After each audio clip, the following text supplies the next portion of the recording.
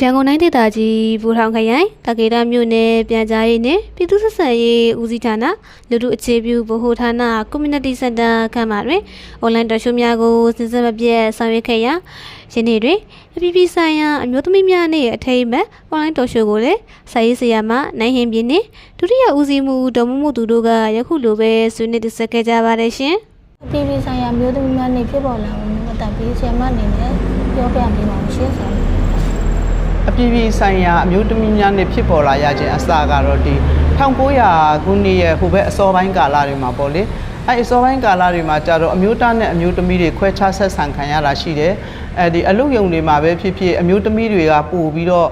အလုပ်ကိုလုပ်ရအလုပ်ချိန်ကိုပို့လုပ်ရပြီးတော့လစာကြတော့နည်းနေတာရှိတယ်ပြီးတော့နိုင်ငံတနိုင်ငံရဲ့မဲပေးပိုင်ခွင့်ကိုမရှိဘူးတို့ကအဲ့လိုခွဲခြားဆက်ဆံမှုတွေရှိလာတဲ့အခါမှာအိမ်တွင်းအကြမ်းဖက်မှုတွေလည်းပို့ပြီးတော့ဖြစ်တာပေါ့အဲ့ဒီကာလတွေကတော့လေဖြစ်ပြီးတော့အမျိုးသမီးတွေကအနေခံဘဝလိုဖြစ်နေကြတယ်အဲ့လိုဖြစ်နေတာကိုဒါကိုအမျိုးသမီးအလုတ်သမားတူကြီးရပေါ့လေဒီနယူးယောက်အမေရိကန်နယူးယောက်မြို့မှာရှိတဲ့အမျိုးသမီးအလုတ်သမားတူကြီးဒါကိုမကြေမနပ်ဖြစ်တဲ့အခါမှာသူတို့ထုတ်ဖော်ဆန္ဒပြကြပါတယ်ထုတ်ဖော်ဆန္ဒပြကြတာသူတို့ကအဲ့ဒါက1900နဲ့8ခုနှစ်မှာပေါ့သူတို့စပြီးတော့ထုတ်ဖော်ပြီးဆန္ဒပြတယ်နောက်1910မှာကျတော့ဒါဒိန်းမတ်နိုင်ငံမှာအမျိုးသမီးအပြည်ပြည်ဆိုင်ရာအမျိုးသမီးအလုတ်သမားညီလာခံမှာဒီခရရာဇေခင်ကနေပြီးတော့မှဒီအမျိုးသမီးတွေရဲ့လိုအပ်တဲ့တောင်းဆိုမှုတွေအားလုံးကိုအဲ့ဒီမှာအဆိုပြုပြီးတော့မှတောင်းဆိုပါတယ်အဲ့တောင်းဆိုမှုကိုအမျိုးသမီးတွေအားလုံးကတခက်နဲ့ထောက်ခံတဲ့အခါမှာပဲဒီအပြည်ပြည်ဆိုင်ရာအမျိုးသမီးများနေ့ International Women's Day ပေါ့လေအဲ့အချိန်ကနေစပြီးပေါ်ပေါက်ခဲ့တာပါ1911ခုကနေစပြီးတော့မတ်လတိုင်းမှာမတ်လ10ရက်နေ့တိုင်းကနေဒီနေ့ချိန်ထိပေါ့လေဒါအပြည်ပြည်ဆိုင်ရာအမျိုးသမီးများနေ့ဆိုပြီးတော့တတ်မှတ်ခဲ့တာဖြစ်ပါတယ်ဒါကိုအကျယ်တလွင့်ပြောရမယ်ဆိုရင်ဘာကြောင့်မို့ဒီလိုတွေတောင်းဆိုလာကြတာလဲဆိုရင်ကျမတို့ကဘာမှာကြည့်လိုက်မယ်ဆိုရင်ဘယ်အချိန်ကာလမှာပဲဖြစ်ဖြစ်အမျိုးသမီးဥယေကအမျိုးသားဥယေတဲ့ကိုတုံးဆလောက်များနေတာမျိုးရှိပါတယ်အဲ့လိုရှိနေတဲ့အခါမှာ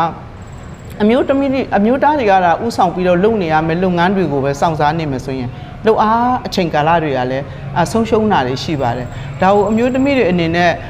ဒီကာယအားဖြင့်ကြီးမားတဲ့အမျိုးသားတွေကိုပေါ့လေမရှင်းနိုင်ပေမဲ့ညာနာအားဖြင့်တော့အမျိုးသမီးတွေကတထောင်တနေရာနေပါဝင်ခြင်းနဲ့ဆိုတော့စိတ်ဓာတ်တွေနဲ့ပေါ့အရင်နိုင်ငံရေးတွေစီးပွားရေးတွေလူမှုရေးတွေမှာအမျိုးသမီးတွေရဲ့ကဏ္ဍကိုကြဲကြဲပြန့်ပြန့်ဆောင်ရွက်နိုင်မှုရှိအောင်ဆိုတဲ့ရည်ရွယ်ချက်တွေနဲ့လည်းလုပ်ခဲ့တာတွေဖြစ်တယ်ဒီလိုကနေပြီးတော့မှပေါ့လေနောက်ပိုင်းရဲ့အကျိုးဆက်တွေကဘာတွေဖြစ်လာလဲဆိုတော့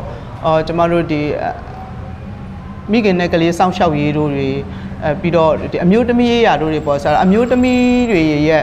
အကြမ်းဖက်ခြင်းမှလည်းအိမ်တွင်းအကြမ်းဖက်ခြင်းမှလည်းကာကွယ်မှုရအောင်ပြီးတော့အမျိုးသားများနဲ့အားချင်းမရှင်တာတဲ့အမျိုးသမီးတွေရဲ့ဘဝတွေလုံခြုံမှုရှိအောင်ဆိုပြီးတော့မှကျမတို့ဒါအမျိုးသမီးတွေကလည်းဖြစ်နိုင်တဲ့အတိုင်းအတာတွေကိုတောင်းဆိုခဲ့ကြတာပေါ့အဲ့လိုကနေပြီးတော့မှကျမတို့ဒီနိုင်ငံရေးစီးပွားရေးမဲပေးပိုင်ခွင့်တွေမှာပဲအဆက်အရာပေါ့လေအမျိုးသားတွေနဲ့တန်းတူအမျိုးသမီးတွေရဲ့အခွင့်အရေးတွေရခဲ့တာမျိုးရှိပါတယ်